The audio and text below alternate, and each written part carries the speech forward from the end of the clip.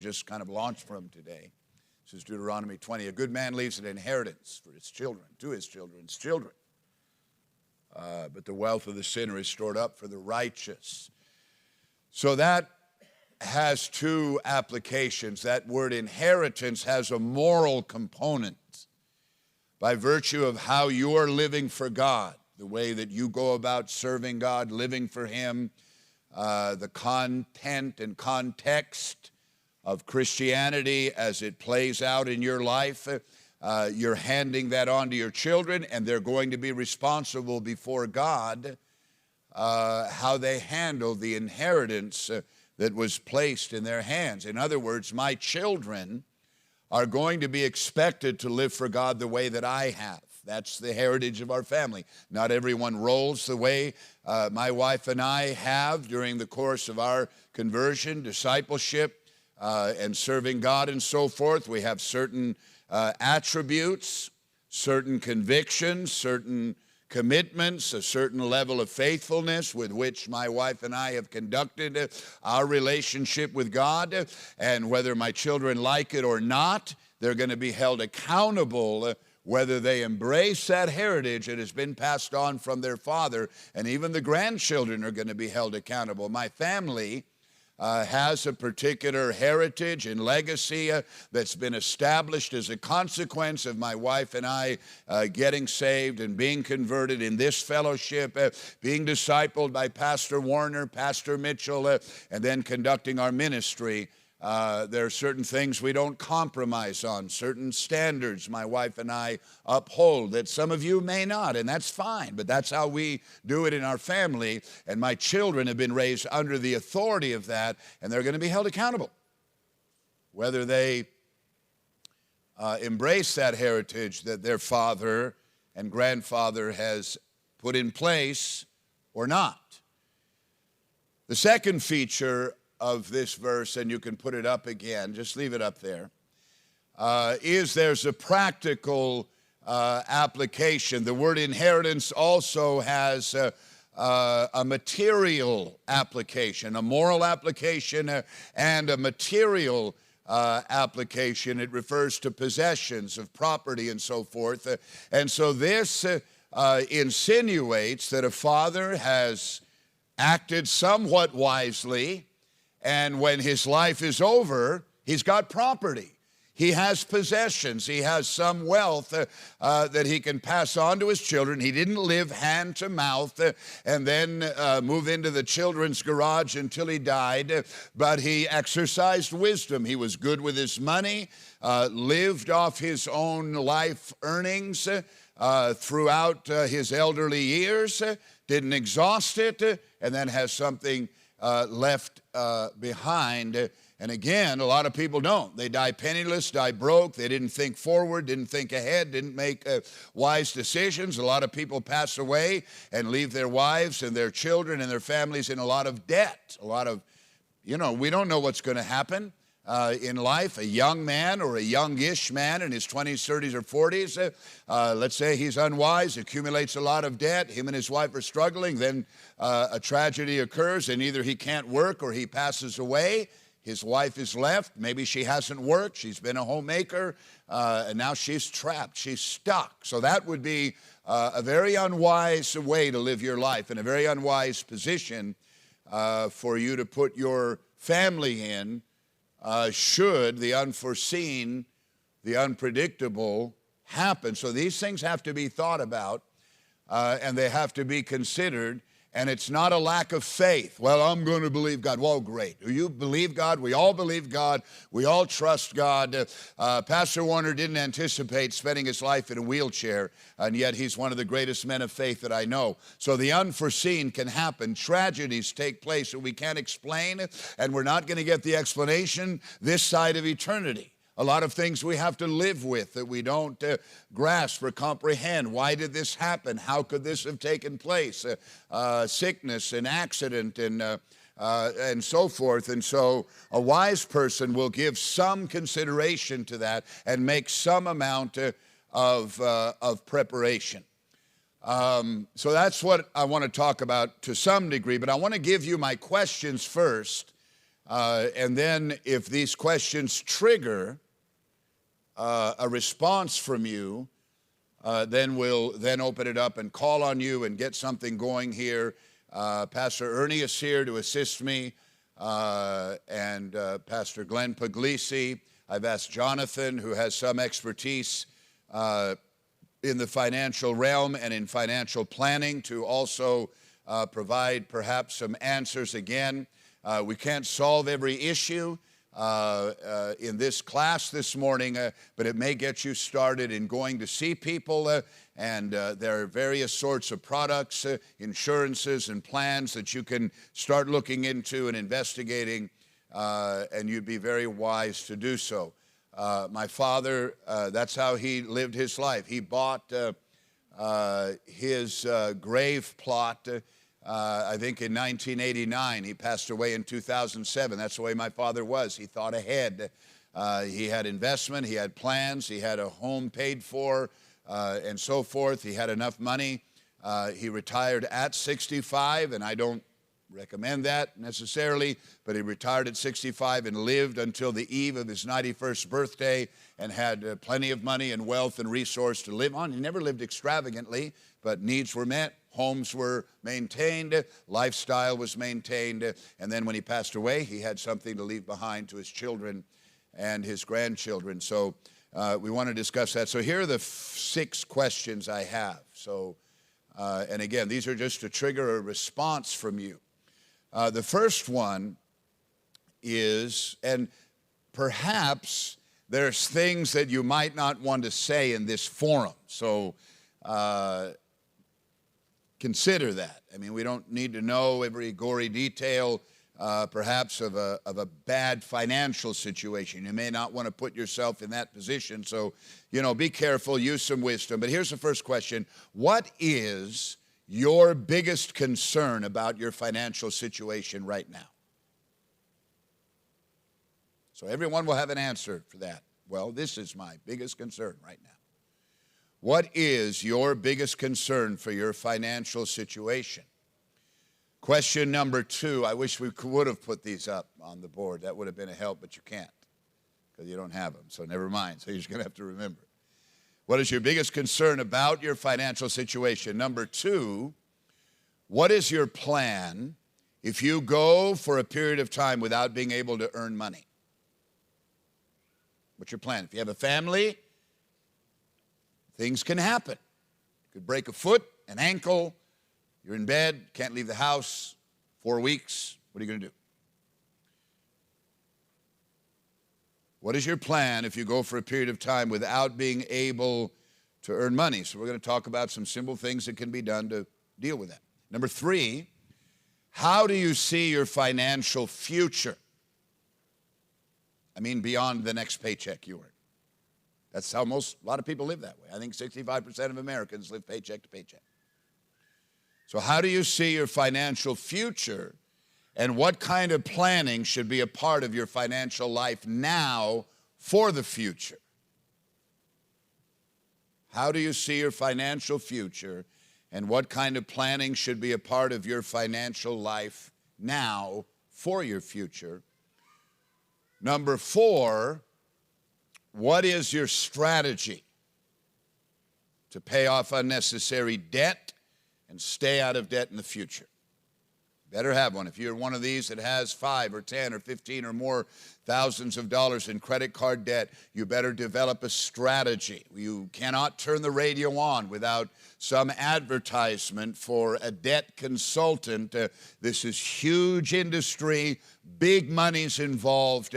That's not very often, that's not the best route to go. You can discipline yourself, devise a strategy. So what is your strategy to pay off unnecessary debt, stay out of debt in the future? Maybe somebody could just simply testify about how you got out of debt and how you've stayed out of debt if you've gotten yourself in trouble in the past. Number 5, and this may have been dealt with last week. When should you buy a home? I've gotten a lot of questions about that. When should you think about, consider buying a home, and we can also include a car, because I've heard a lot of bad decisions made about purchasing a car. Somebody bought a car recently, $600+ payment. I'm 62 years old, I've never had a car payment that high. So there's all kinds of traps out there to get you in a situation that you shouldn't. You know, easy payment plan, easy credit, and so forth.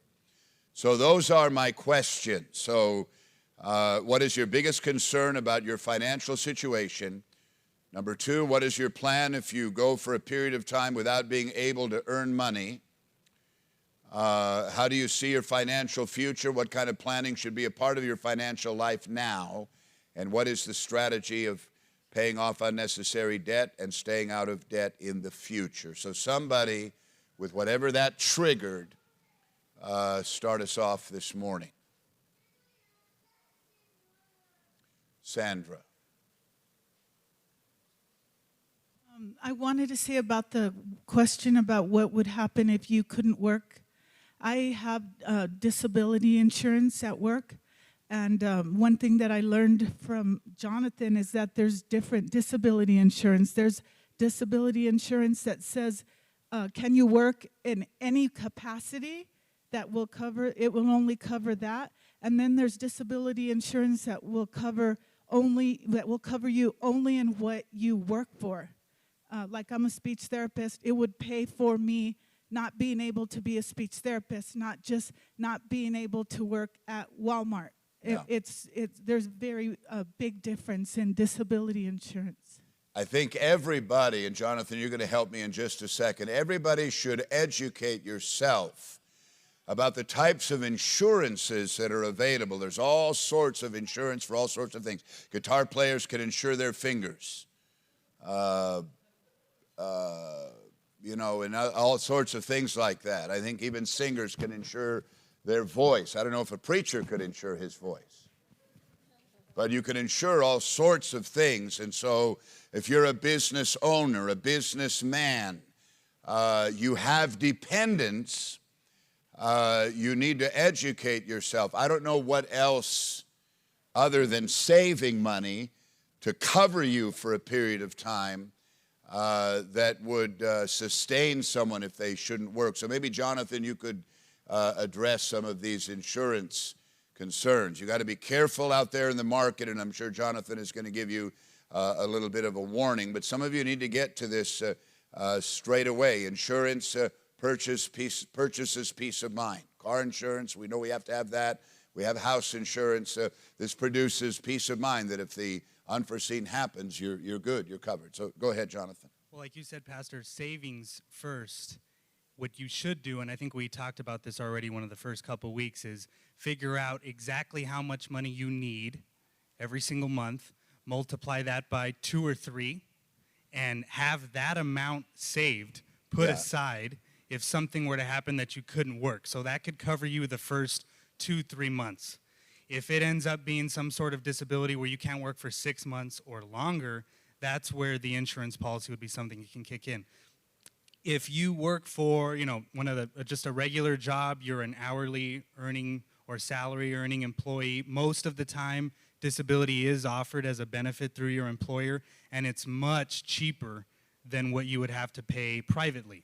So you want to look at that first and foremost, see what they offer, and take it. That is usually a voluntary, that's a voluntary benefit. So you have to say you want it. They won't just give it to you. And they do charge you, but again, it's nothing near what a private coverage would be. If you're a business owner, self-employed, that type, then you have no choice. You have to look privately. Disability insurance is not as cheap as, for instance, term life insurance. Yeah, give us an idea. I have 2 questions before you go on. One is, how long does, let's say somebody's incapacitated for 2 or 3 years, will a policy cover you for that period of time? Yes, so normally what I'd recommend is there's policies that have different waiting periods. Let's say you get disabled today. There's a 30-day wait, 60-day wait, 90, 120, etc.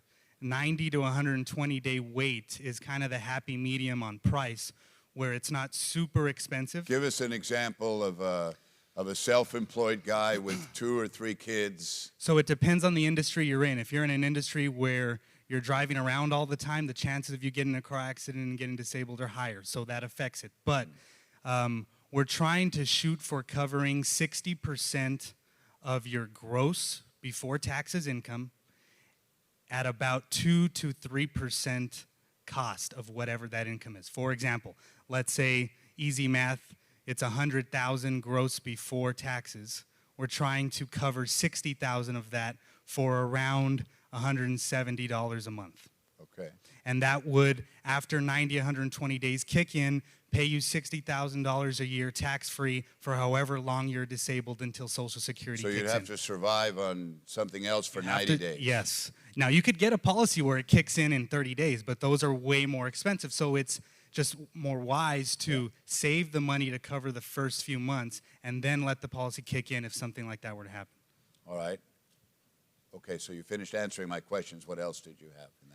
The other thing I was going to say is like what my mom said. There are very different types of insurance when it comes to disability. If you're trying to save money, you can just do any occupation. Like she said, if I can't work at all, then this will kick in. But then there are also more specifics. If I cannot be a speech therapist, if I cannot be a whatever, then it will kick in. And those are more expensive because they're more specific. Yeah. But again, you want to shop around. You want to speak to somebody who can offer you many different companies and see which company gives the best, because some companies will say, hey, a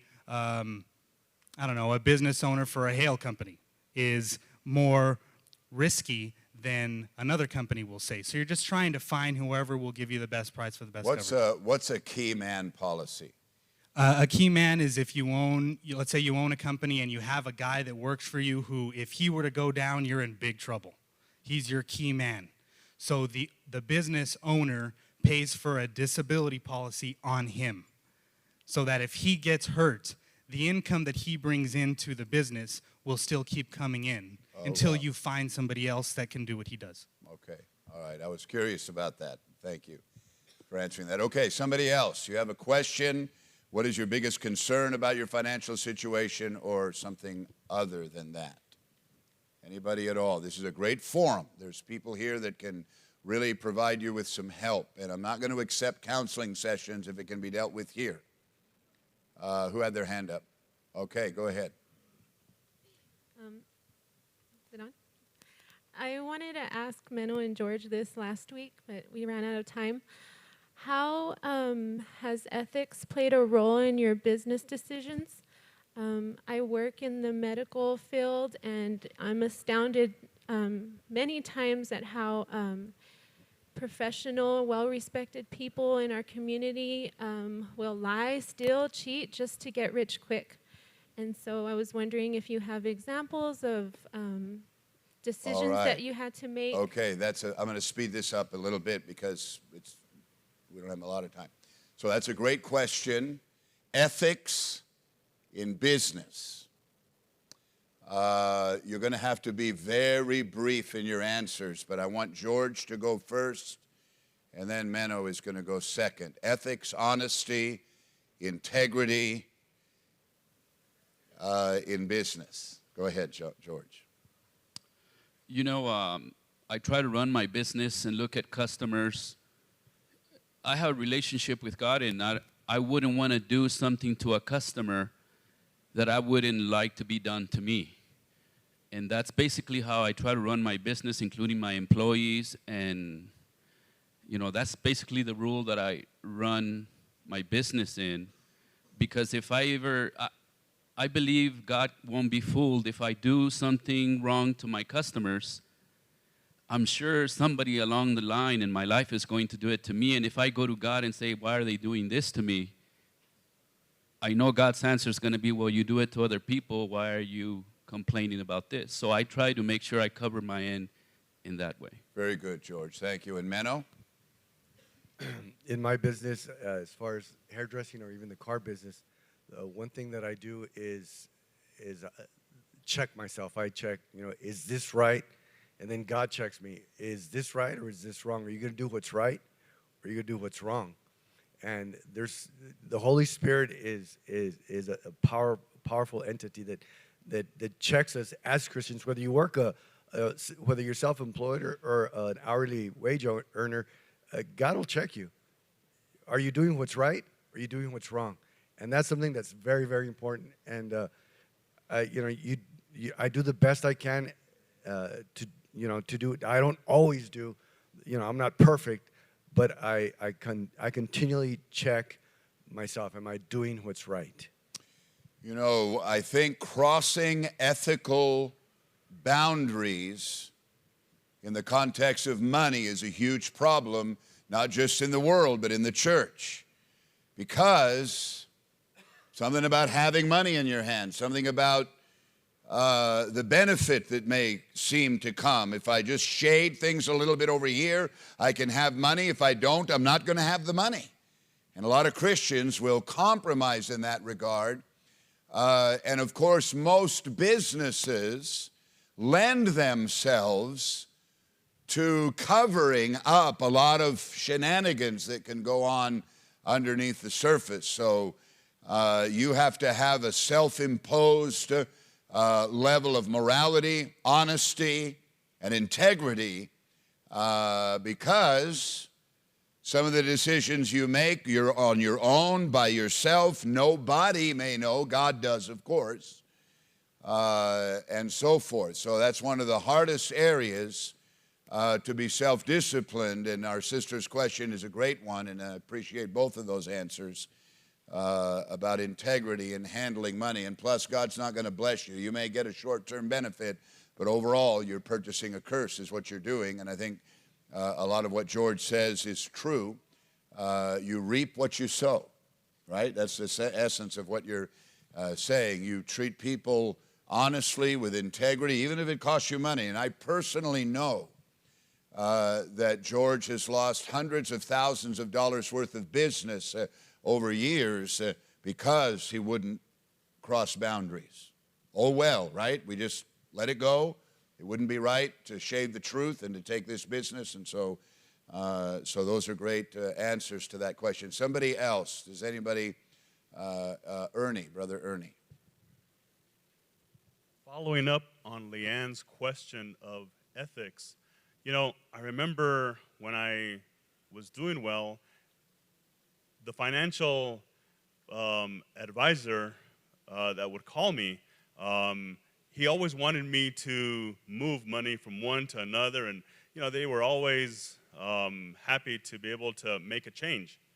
And because I really didn't look at the bottom line, I didn't know the impact of why he was doing what he was doing until much later. Yeah. So, Jonathan, can you talk about that? Where, let's say, not a lot of us have a lot of money, but if we have 50,000 or 30,000 or 100,000, or for those who have a lot more than that, how do we deal with and how do we find somebody that is going to have our best interest at heart, not theirs? Yeah, before you go, Jonathan, let me make a few comments about, and this is kind of what I wanted to say in the beginning, and we're already getting short on time. We may do this again next week. We'll see.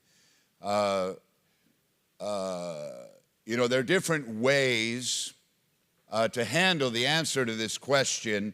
What is your plan? How do you see your financial future? People do different things in order to think ahead. Some people invest in real estate. Nothing wrong with that. That's a great investment. Other people may invest in a business. It's not their own business. They may back somebody in the hopes of that business being successful and then reaping a benefit from that. And of course, another person may put their money with a financial advisor whose responsibility, because he's an expert and you're not, is to take that money and invest it on your behalf so that it grows. That's the That would be the purpose of it. There's no right or wrong way. Some people will tell you, no, real estate's the only way to go. Another will tell you, no, you got to invest in the stock market. So a lot of that advice is born of self-interest, but there's different ways. You have to figure out a way that you want to do it. Some people don't get into hiring a financial advisor. That, like I said, they'll buy property, rent house, so forth, invest in real estate, and that's very good, invest in business and so forth. About retirement, we have a sort of a philosophical position, and it doesn't mean that it's the only position. If somebody wants to work until they're 40 or 50 and then retire and live on a sailboat for the rest of your life, be my guest. I mean, if you can pull that off. But I think from, well, it's philosophical. My position is philosophical, but I think it has some other valuable components, and that is even if you do, let's say at 65, let's say your company retires you at 65, you got to find something else to do. You have to stay engaged in life. The idea, if you're healthy, 65, I mean, I'm 62. Don't count on me retiring if I'm still in the same shape I am now a couple of years from now. Pastor Mitchell's in his late 80s, and nobody can keep up with him. So you have to stay engaged, stay working, stay connected, be involved in purpose and cause and something beyond yourself. So I think in general, as a Christian, and certainly in the context of our fellowship, that generally, now again, somebody in one of our churches could say, hey, you know what, I've worked hard for my life, I've done well, I want to retire and, travel the world. Okay, well, you can do that. I'm not saying that's evil or wrong, but I'm just saying what my idea is about that. So I intend on continuing to work. I know people that are working through their 70s. Joe Campbell's about 75 years old, going strong, still earning an income and so forth. And when you get a little older, your houses get paid off, vehicles get paid off. That's one of the, little bit of an advantage of just staying faithful with a good financial structure. Your latter years, you begin to become more financially solvent. You may be able to buy a second home for an investment. And so forth, as long as you're faithful. But the point is, you have to stay engaged. But even having said that, there still needs to be some sort of plan in place. And maybe, Jonathan, you can just talk, answer Ernie's question. If you are going to go to a financial advisor, you need to have some understanding, and you're going to have to be extremely brief. You're going to have some understanding of how the industry works so that you don't get ripped off, because that's, well, I'll let Jonathan talk about that. You're more involved in that realm, so go ahead and take 3 or 4 minutes. So yes, I've been in that business since I came out of college, and absolutely, that is what the business has become. It's not necessarily for the client's best interest. Many times what's happening is just a sales transaction it's just suitable for the client, but not necessarily in their best interest. So what I tell people now is you need to look for somebody who is what's called fee only. They're only going to charge you a fee for advice, not going to be receiving commissions on products they're selling you or anything like that. And if they are, they need to fully disclose it, because you as the customer need to be wary of every person that you're talking to. Nobody works for free. So if you're just getting advice and it seems like, hey, I didn't get charged, that was great. You did, somehow, some way. There are fees that you're not seeing. So just be diligent and be prudent and look into what you're doing and do the due diligence and talk to somebody who isn't going to get any benefit from it. If it's somebody else that, hey, can you just take a second, look at this and make sure that this is good? You just want to be trusting, but as Ronald Reagan said, trust but verify. Okay, so a lot of people have 401ks, right? They get that through their job. Who manages that money?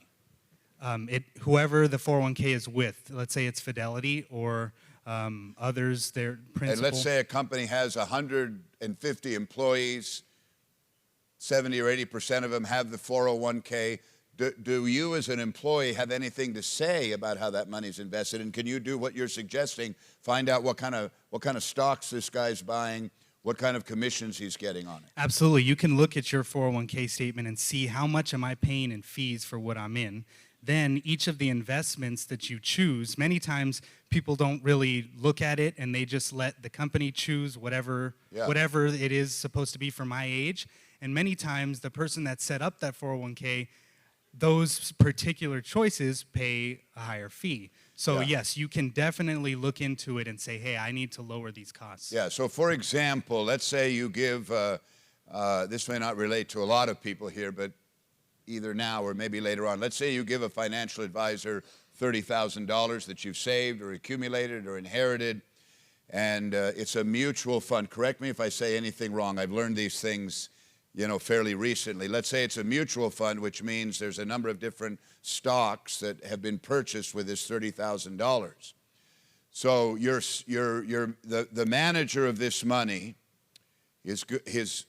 theoretically his job is to grow it for your benefit, right? You want this 30 grand to grow to 60 in, some period of time and beyond that. So let's say he's scanning the universe and he finds a couple of stocks to buy.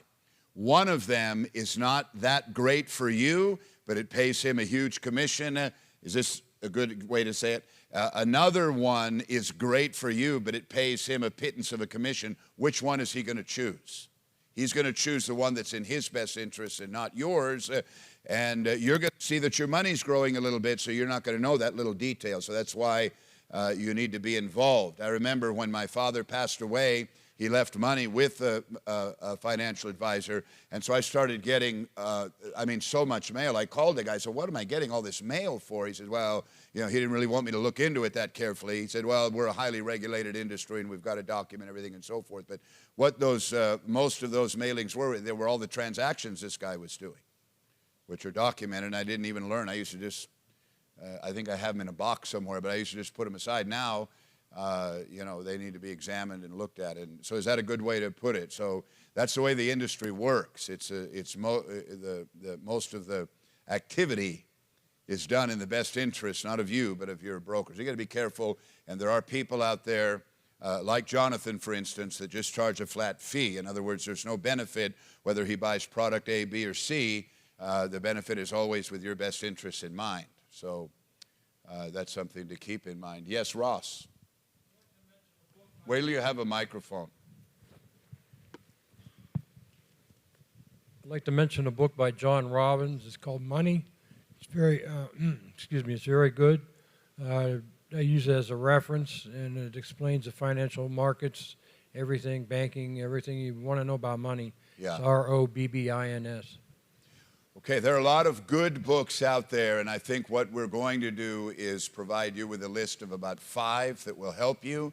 A lot of them I'm not into at all, and I'm not going to recommend, speak about, or discuss. But there are some that are good books that have a balance between a good spiritual foundation and some practical things. And like every book that's written, most every book that I read, you've got to, and I've been told this since I was a new Christian, you've got to spit out the bones and chew the meat. So there'll always be something that's a little quirky or kinky or something we don't really embrace as a fellowship. So you have to keep that in mind. Somebody else? Go ahead, George. And then after him, Ray Ortiz. Pastor, one of my observations in, in finances and things like that is that I observe people who discipline themselves highly to go to school and get a degree. And they're being told by their parents, go to school so you don't have to struggle. I differ with, I think the best thing you get out of disciplining your life to get a degree is exactly that, the discipline that you do daily. I think talking to young people, I come to my observation that they put themselves in this high discipline lifestyle. They get the degree, and it's almost like they think, now I don't have to discipline my life. I'm going to make a lot of money, and then they make room in their lives for undisciplined behavior. When I got out of debt, I was in high debt when I came into this church, in credit card debt. And I put myself in a self-jail to get myself out of that debt, and I eventually did. The best experience I have until this day is that discipline that I exercised and learned while I got myself out of debt. I continued that discipline and started using, instead of paying a debt off, I started saving, buying a house, learning skills, construction to fix this house, and kept that discipline of low, and that's why I am where I'm at today. I get heartbroken when I hear people say, well, I worked so hard to get this degree, now it's easy living. I'm thinking in my opinion, that's not the right way of thinking. Yeah, there's a number of things to say about that, and he's right about discipline. If you're undisciplined, managing money requires discipline. That's why people who win lotteries within 6 years, they're bankrupt. NFL players, the majority of them within 4 years after retirement are bankrupt because while they're playing and they're getting hundreds of thousands in a weekly paycheck, they're flashing credit cards, they're buying, they have no discipline, and when they get out and they don't have that same amount of money pouring in, they can't stop because they have no discipline. So that's one of the great features. And you're right. I mean, there's different ways to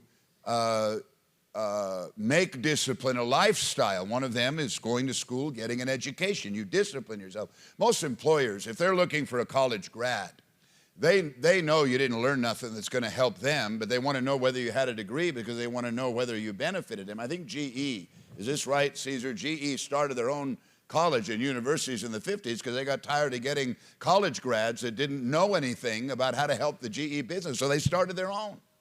So, but it's the discipline, you're right, that discipline that you decided, I'm going to get out of this debt, I'm going to squeeze my expenses, and you're still benefiting from the fruits of that discipline that became a cornerstone of your character.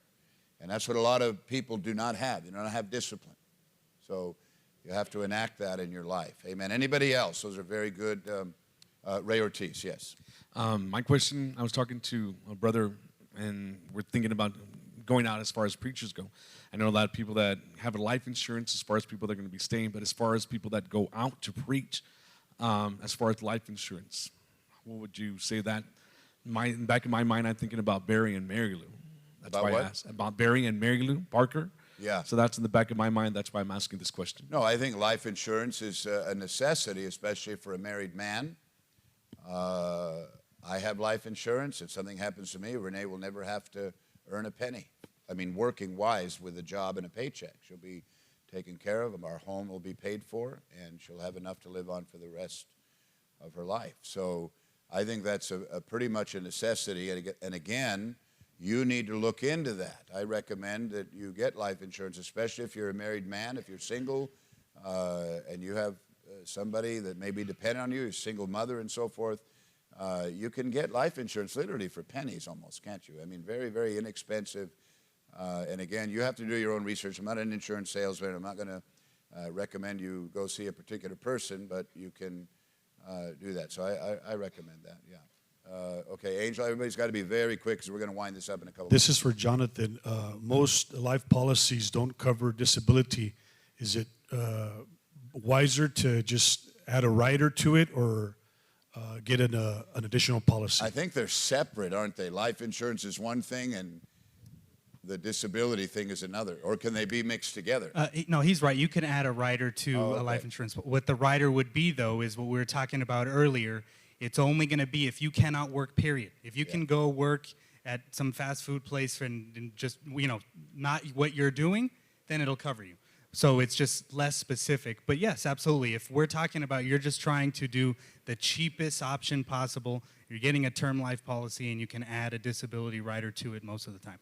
Okay, what kind of, I know this is a general question, but what kind of cost, let's just say $100,000, which isn't enough to live on for the rest of your life, term life insurance policy for a healthy man in his 20s with a wife and kids? Can you give a figure? Healthy man in his 20s, and we're saying, let's say a 20-year Yeah. policy. Oh, you're talking $15 or less. Yeah, so that's what I'm talking about. So you could go up to $500,000 for $50 or $40 or something like that. Probably cheaper if you're in good. Now, if you're in standard shape, probably that. If you're in good shape, then it's going to be much cheaper. Yeah. Amen. Anybody else? One more only. Caesar. So just a comment over insurance. I'm probably on the stream. I insure everything I buy. But, you know, nowadays, if you think about it, when you buy new tires, now tires in days, because they're all low profile, and all the new vehicles, there's very, very special tires. They cost you $200-300 a tire. You can insure a tire for $10-12. And when, you know, it happens to me with 2 of my tires blown, and they were $350 each tire, I only ended up paying paying the new insurance and the balance in about $50 on a 350. So, I mean, I recommend that, you know, even when you buy a car now, there's new insurance that you can buy through your bank and cover you, that in case you get laid off, you can actually return the vehicle with no impact to your credit and no impact, you know, not a repossession or anything. You just give it back to the bank because you bought that insurance, and that insurance can cost you on a 5-6 year loan, it'll cost you $600. Okay, if you so think about it, it's pretty good. Yeah, I don't know about that. That's great. I mean, that's what I'm saying. You got to educate yourself. What would you say for your own world that you live in would be a rule of thumb for a purchase to cover and protect yourself? I mean, you know, there's some things that people can buy for $300 or $400, and then you have to pay. They ask you to buy a $40 or $50 something or other to protect it. What would be your rule of thumb in a dollar amount? Would it be 1,000? Anything you spend 1,000 or more on, you're going to protect, or would it be 500? Would it be? I probably use the rule of 500 and up. Like my phone is $600. I mean, I buy insurance on it. A couple bucks a month. Yeah. So, I mean, I think anything above 500. It's worth it, because if something happens and accidents happen, the pennies that you're paying are going to be worth when you get the benefit of a new phone or whatever the product is. Okay. Yeah. Also, in a job, Pastor, I was going to comment on the. Yeah, go ahead. How much money you're supposed to be in your savings. If you're a professional, somebody's in a professional realm, you should have about 6 months of savings to cover your basics in the bank, because nowadays it takes somebody, a professional, 4 to 6 months to get back into the workforce. Yeah, so that is great for a professional, but it's not practical for where most people live. So that's why, I mean, everybody should have at least, what I said a few weeks ago is that everybody can save something. And then you hear people say, well, you don't understand. I don't make enough money to save. Yes, you do, because you waste a lot of money. Save the money you're wasting on eating out when you shouldn't be. So everybody should try to save a month's salary or $1,000, have some goals. As Caesar said, over a 2 or 3 or 4 year period, you should be able to save. If you've got a steady income and you're growing in your earning capacity, you should. That is the rule of thumb, in general, that you should have about 6 months. And so if you've got, let's say you have 6 months of savings, and then you have a policy to cover disability, that puts yourself in a very good position. All right, we're going to have to finish there. We may do this again next week. Some of you can let me know if you think you want more of this next week. Text me, email me, but we may go more. We didn't get to a lot of this. So thank you very much. Great input. I appreciate it. Lord bless you. We're going to start church in a few minutes. Thank you.